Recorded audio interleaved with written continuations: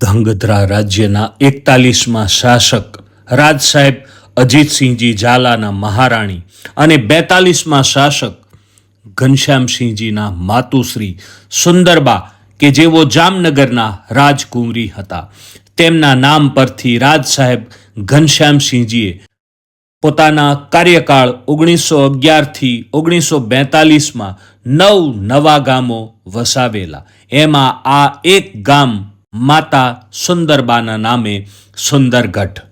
ઘનશ્યામસિંહજીએ રાણી પ્રાણકુંવરબા, રાણી આનંદકુંવરબા, રાણી રામકુંવરબા, રાણી નવલકુંવરબા અને રાજકુમારી સજ્જનબા પરથી સજ્જનગઢ નામનું ગામ વસાવ્યું હતું.